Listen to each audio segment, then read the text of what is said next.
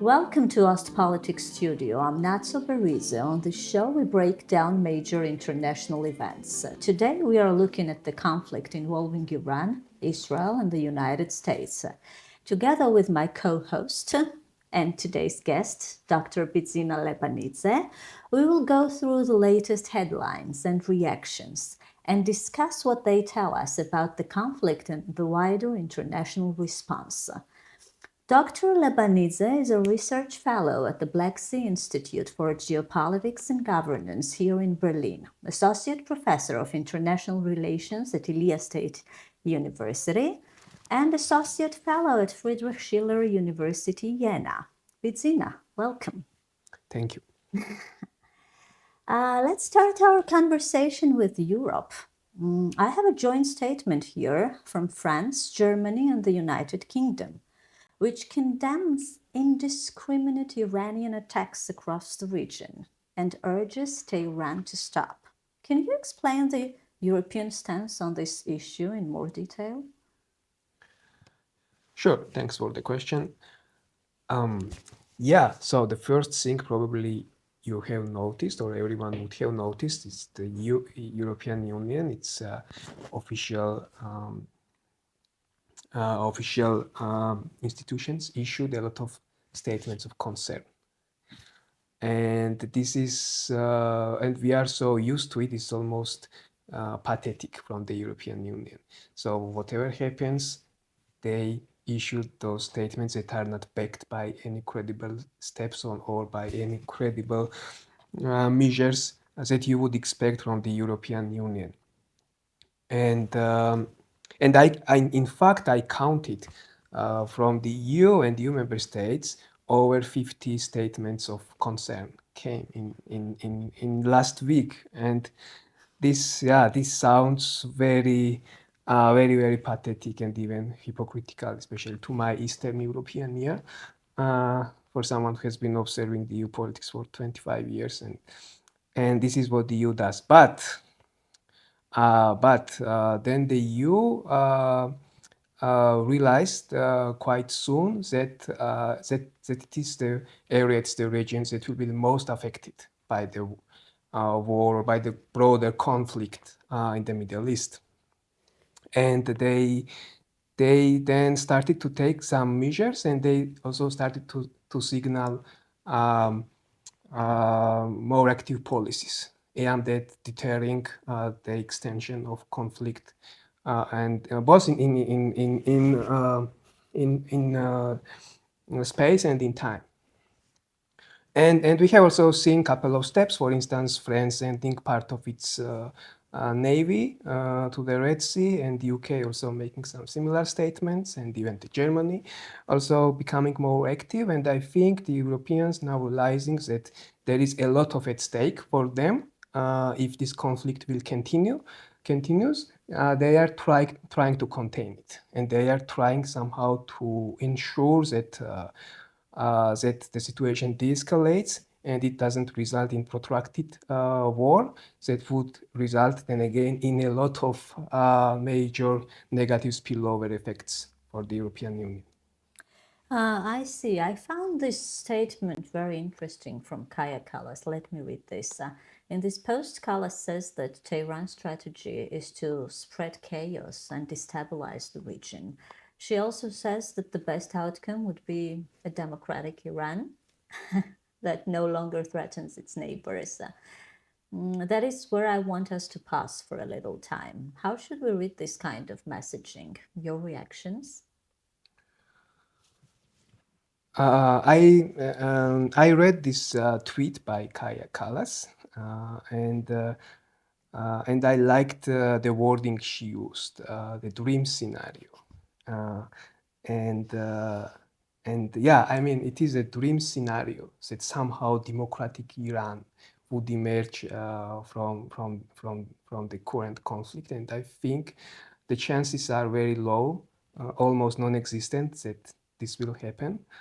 And of course, Europeans are also very, they have very normative understanding for themselves. They need to pay this lip service now, and says that they support democratization in the Middle East and they support democratic Iran, but I don't think they themselves believe that this is a possible outcome now.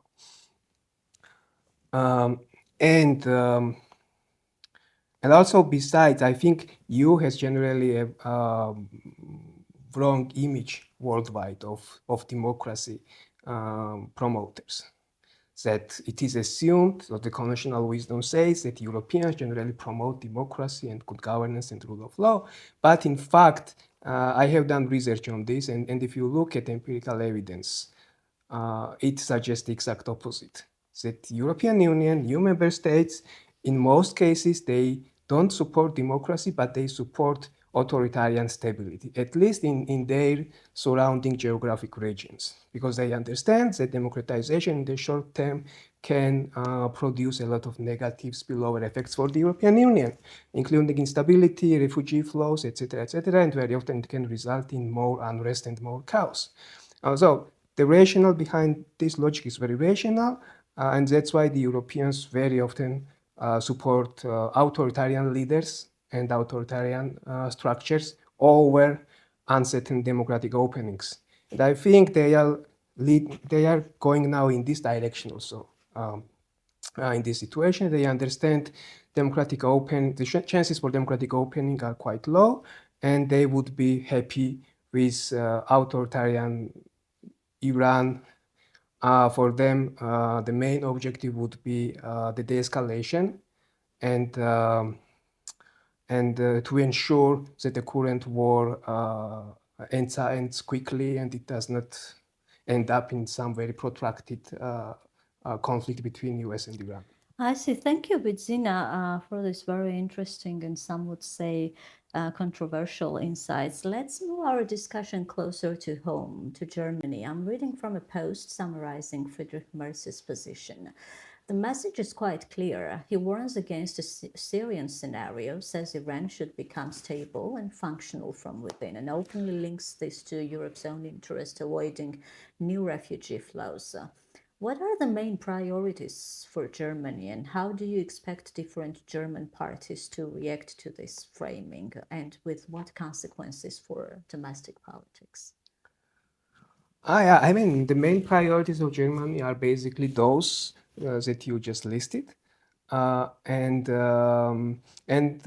Germans understand quite well what is at stake. Um, for instance, just to give you one example, before joining you, I went to at petrol station, and the prices for all kinds of fuel, they have increased by 40 to 50 cents already. So for Germans, this is a nightmare. So in Germany, they have a lot of price control mechanisms, and inflation generally compared to other European countries or other Western countries is quite in low numbers. And I live in more or less middle class neighborhood in Berlin, and people with normal incomes. But I still saw many people there who were very dissatisfied with the current situation. And if you then combine this with increasing prices for electricity and generally for living costs that will come if Hormuz Strait remains closed and the current situation will be in place for extended period of time, then this will result, of course, a lot of public anger in Germany. And many Germans are fed up already also with series of mistakes done by their governments, by previous governments that resulted, I don't know, in phasing out of nuclear power, for instance. It already increased electricity prices for Germany, and Germans now pay one of the highest electricity prices in European average. And the current government knows this, that there will be public backlash, not only against government, but against entire political class, because all political parties have been involved in making these policy choices that we have that we have now, their results. And I think all political parties are going to lose, except of course AfD, who will capitalize on this, and they will say, "We told you so," and they will see this as the opening for them, political opening, and this will certainly strengthen the anti-systemic right-wing or even left-wing or far-right forces in Germany. Beyond that, beyond those political issues, there are also some structural issues. Let's not forget about refugee issue, which is still one of the biggest political and so politicized issues in Germany. Again, we have seen the Syrian crisis and its impact on Germany, and the fact that AfD now is one of the strongest parties in Germany is a direct result of this, combined with socioeconomic issues, of course. And and protracted war in the Middle East and in Iran, I think, will generate much larger migration crisis, or let's call it refugee crisis, than it was the case during the Syrian civil war. And back then already, we remember 2015, more than 1 million refugees entered Germany within 1 year. So expect a higher numbers this time. It's not only it would not be only Iranian refugees, it would be Lebanese refugees, it would be Afghan refugees who now reside in Iran. And Turkey also said that they don't care this time, and they will not host new refugees, but they would let them go to Europe. And this is a scenario that Germany wants to avoid. And there are also many other issues, so I will not talk about everything in detail, but there are, of course, issue of energy crisis stemming from closure of Hormuz Strait. There are issues related to geopolitics, to Russia-Ukraine war, and it's obvious that the more focus is on the Middle East and the less focus is on Ukrainian war scenario, which is number one geopolitical priority for Germany. So the Germans, therefore, are very cautious about this conflict, and they want it to end as soon as possible. Well, you mentioned both Turkey and Ukraine, and I want us to move our discussion closer to the Black Sea neighborhood. I'm reading here a post summarizing Erdogan's position. Turkey presents here itself as a pro-ceasefire and a pro-dialogue, opposes attacks on Iran, warns that a wider war would have major regional and global security and economic consequences, and says that the priority is to stop the war. Compared with much of the European language we have discussed, Turkey is not talking here about transformation or deterrence. It is talking more about containment through diplomacy. How should we read Ankara's posture here? Well, I mean, Turkey and the European countries, they may have different message boxes, but in reality, they mean the same thing. They both want to end the conflict as soon as possible. So, of course, the Europeans, the Germans also say that they are interested in democratic Iran, that Iran is a threat. And yes, Iran is a threat for them as well, and Iran's nuclear program, but at the same time, chaos and destabilization in Middle East is bigger threat for them. But back to Turkey. So of course, Turkey is closer to the Middle East and to the Iran, and they are directly exposed to all kinds of spillover effects that will come from this war. And this war also stands against everything Turkey or Turkey's current political elite stands nowadays. So they consider Turkey as a kind of bridge country between the West and between the East, or also between, they are NATO members on the one hand, they are very close to the BRICS group on the other hand. They also nurture strategic partnerships with many countries in the Middle East. And they want to see themselves as a kind of a broker, kind of a bridge between different cultures and between different geopolitical spaces. Uh, and and uh, and in this regard, the war in the Middle East is, of course, not in their interests. This will also generate a number of concrete, very severe threats for Turkey. Again, refugee flows. This is also the serious issue for Turkey. Um, Turkey is also the net energy importer, which means that increasing energy prices will also hit their economy very hard. Then there are geopolitical and security issues. The Kurdish problem, for instance, and the fact that the US administration is playing with the idea to instrumentalize Kurds against Iran and to incite some civil unrest in Iran by using, for instance, Iraqi Kurds. And this is another red flag for Turkey. Turkey has been dealing with this problem for decades. Now, finally, they found some solution. They allied themselves partially with certain Kurdish groups, for instance, Iraqi Kurds, and they don't want this Pandora box to open again. Um, and, and then this everything, of course, makes Turkey again very cautious player, and for them, it's in their key interests to stop the current escalation as quickly as possible. Okay, let's move to the Ukrainian position. Zelensky says Ukraine understands the danger of Iranian strikes and the need for air defense in the Middle East. He also links this immediately to Ukraine's own war and points to Russia's role on the background. So Ukraine is not speaking here as a distant observer. It is basically saying we know the threat, we have lived through it, and Russia is part of this picture too. Can you explain why Ukraine wants to frame this conflict in such direct connection to its own war? And what role does Russia play in that argument? Zelensky is right, of course. Two wars are directly related, or let's say interlinked in many ways. First of all, when we talk about Ukraine, we also need to talk about Russia, of course. For Ukraine, on the one hand, weakening the Iranian regime is a good news, or even the regime change in unlikely scenarios that the regime change happens in Iran. It's a great news. But if the current level of hostility and current level of escalation in the Middle East will continue, this will also have a lot of negative spillover effects on Ukraine. First, as we have seen, the prices for oil have now surpassed the $100 threshold, which is a great news for Russia.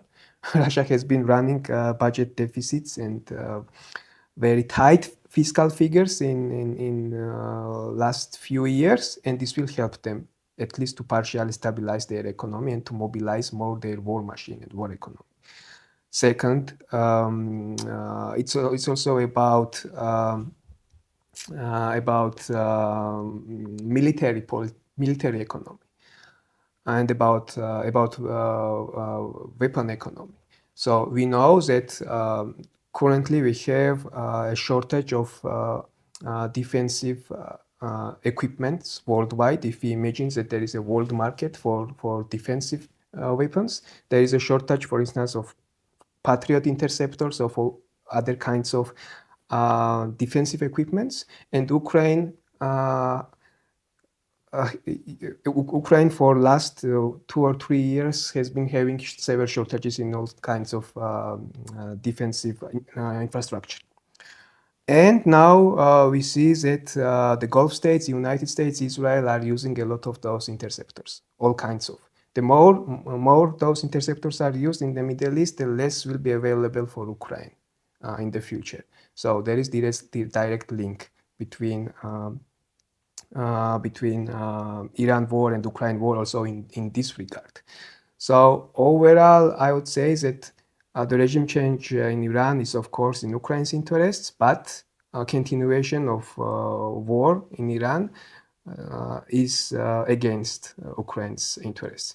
And regarding Zelensky's statements, well, of course, Ukraine wants to strengthen its profile as a kind of military power who has unique know-how which no one else has in the world. And this is partially true. This is the country that has been fighting and defending itself against Iranian drones now for 3 years, and they know how not to shoot 20,000 drones with $4 million dollar Patriots. They know how to do this more effectively. And it turns out that they have accumulated so much know-how now that they are much more prepared for all these kind of scenarios than European countries and United States. And not only this, for instance, there have been there was there were NATO drills few months ago, I think, in Finland, and just a couple of Ukrainian drone operators, they took out the entire NATO battalion, for instance.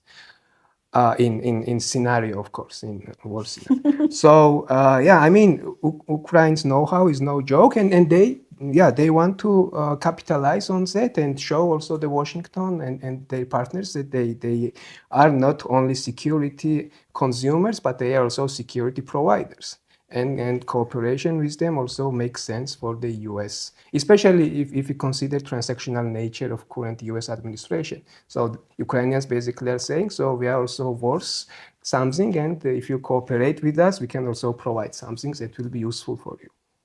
Thank you, Bidzina. We have looked so far at what government officials have been saying. Let us move on to how different commentators see the situation. Let's start with Ian Bremmer in this post that I am reading. He highlights a New York Times headline suggesting that Trump has moved from limited aims to demanding Iran's unconditional surrender. In other words, from a narrower military objective to a much more maximalist war aim. Can you walk us through this one? Limited goals to unconditional surrender? Is that objectively possible? Yeah, I think everyone is confused, not just Ian Bremmer. Everyone is confused for what are the main objectives of United States. Yes, I mean, they have achieved a huge success in terms of their military operation at the tactical level and operational level. There is no question about it. But what is end game for them? No one knows. I think Donald Trump himself doesn't know exactly, because if you listen to statements by different people in U.S. administration, they often provide contradictory positions. And there is also the gap how Israel and the United States, of course, see their ultimate objectives in Iran war. Of course, Israel is more maximalist, and this is logical. They want to eliminate the Iranian threat no matter what, at all costs, even if it results in breakup of Iranian state and prolonged instability and chaos in this area. For US, it's less clear what would be for them the final solution of the current conflict. Well, I mean, rationally looking at the current escalation, it probably makes sense if we assume that Iran was quite weak at this point. Also as a result of 12 Days War, as a result of the confrontations over the last few years, as a result of economic crisis. So the US kind of saw this weakness and used this moment to further weaken their key regional adversary. From this point of view, it makes sense. But to demand regime change now, I think this is not feasible scenario, because Iran is not Venezuela. Iranian regime is more resilient, and they have this layered system. You take out the first layer, you take out the second layer, then it goes down to the lower layers. And we have seen that even though they basically eliminated the entire leadership of Iran, the state still functions. So the point is that without ground invasion, I don't think it's possible to enforce regime change in Iran. So in this situation, US either needs to say that, okay, we have achieved our goals, we have weakened Iran, we have made them We have destroyed their nuclear capabilities. At least for some point, they can't rebuild. We have destroyed their ballistic missile program, and we satisfy ourselves with those achievements, and now we go back. And I think if Donald Trump reframes his rhetoric in this way, it could still uh, work out as a kind of victory. Or if they go for maximalist reasons, then they need boots on the ground. I see. So I found this post especially interesting by Neil Ferguson. He brings China into the picture. We haven't talked about China so far. So his argument is that this is not just a regional war connected to Israel. It also affects major energy importers in Europe, as you mentioned, and Asia, especially China. In this view, this war makes full sense if we see it as part of a broader US China rivalry. Where does this fit? Where does China really fit into this conflict? Yeah, well, you could make this geopolitical argument, certainly. Some people make this geopolitical argument. Um, we know this concept of weaponized interdependence now, right? So that the United States and China are stuck with each other, and they try to use the weak points of this mutual interdependence to strengthen their position and to undermine that one of the rival.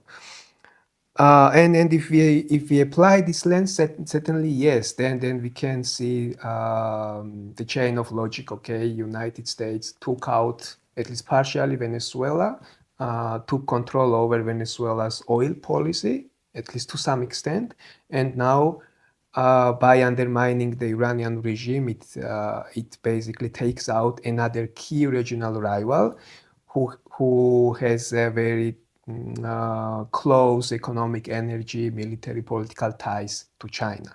And we know a lot of oil and a lot of resources go from Iran to China. And also somehow, I don't know if this is the objective of a US administration, if they somehow manage to also control the Hormuz Strait.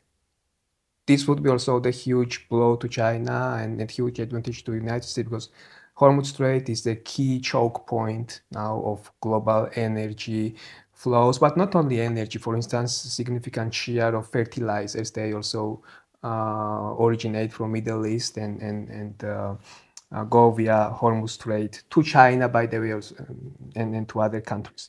So yes, there is this geopolitical argument to this. But the question is to what extent this will affect overall picture of US-China competition. Here I am a little bit skeptical, because if we see in which areas this competition takes place, right? So it's a AI and tech race. I would say number one, it's a arms race. Then it's a global economic and financial race, or a competition between rivaling financial and economic institutions, competition between BRICS and the West. And here, yeah, I mean, Iran could play a role, but its role would not be that significant. And besides, there are also downsides to this war, of course. Again, a lot of weapons are used in this war, both offensive and defensive. Then to build those weapons, first, you need time, you need factories, but also you need rich minerals, which, by the way, are very many of them, such as gallium, monopolized by China. So yes, to sum it up, there is some logic, some geopolitical logic here, but I don't think that this will significantly shape US-China competition in the decades to come. Okay, let's move to Iran itself. So far, we've talked about how other actors perceive this war, but we still have the central question open. What does Iran want now? I'm reading this post from Danny Citrinovich, and his argument is that Iran's old nuclear strategy may no longer work. For years, Tehran tried to stay in the middle, not building a bomb, but also not securing a lasting deal. And his point here is that this in between position may actually have left Iran more vulnerable, not more secure. Can you help us with this one? What lesson is Tehran most likely to draw from this war? It's funny that you took this screenshot from Citrinovich. I have been following Citrinovich for a long time. I can say he's one of the best voices if you want to know about Iran and about Middle East on X. But yeah, I would agree with him that starting nuclear program and not finishing it was probably a mistake, if this is the case. But nowadays, for Iran, number one for Iran regime, number one objective is of course survival. They want to survive, um, and they think that time is on their side in this war, and they want. I think they have mastered asymmetric warfare in a way because they want to make the war as costly economically for the United States and its allies as possible.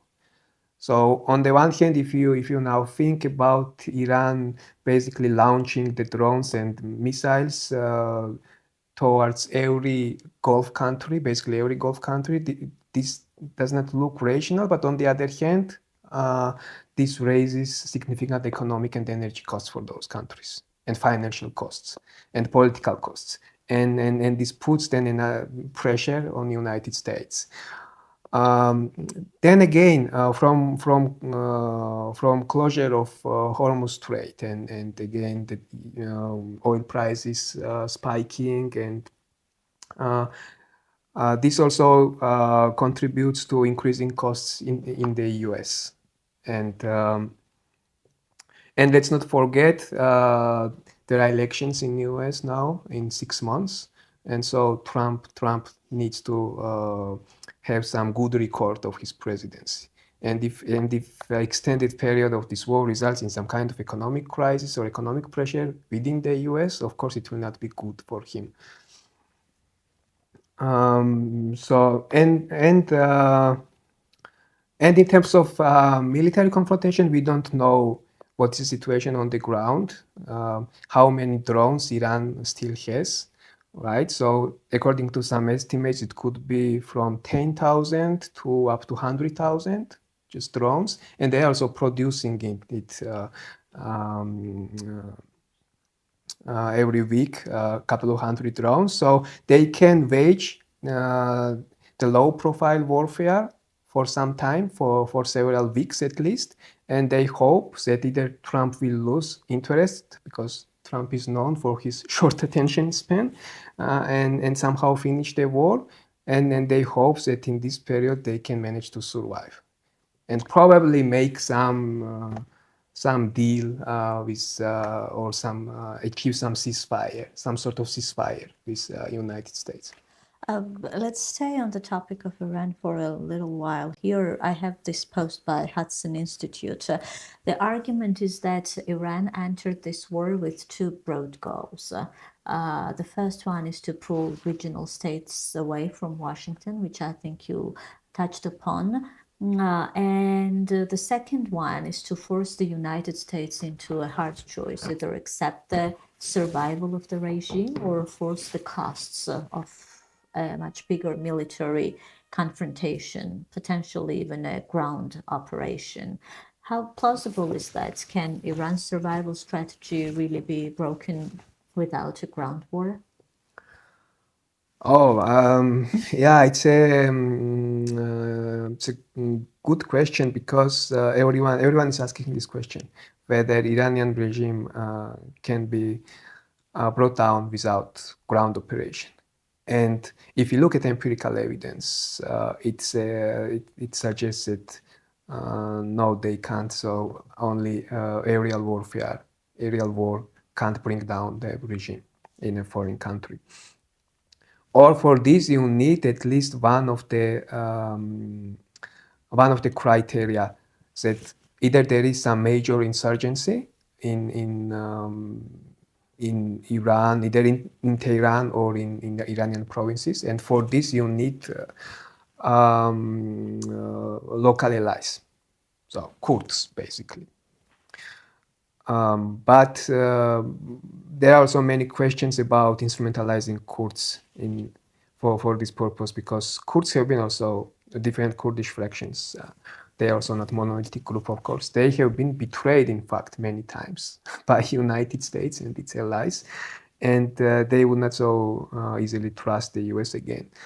And many of those fractions, they have no appetite whatsoever to engage in war against Iran, and it could also have opposite effect. It can generate rally around the flag effect inside Iran, and it can consolidate Iranian regime, not weaken it. The second option would be if there would be major wave of protests or civilian uprising in Iran.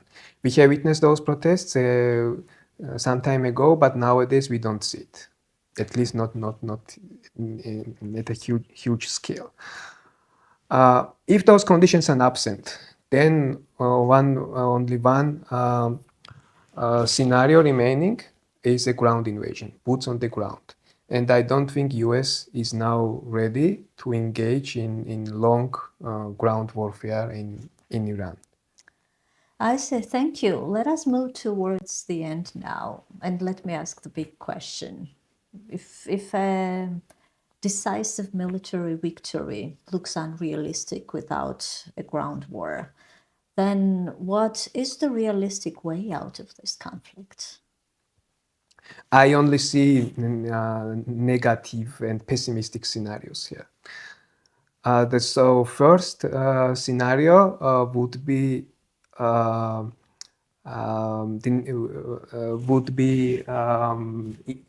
weakened regime in Iran. So the current war can continue for a few weeks or for a few months.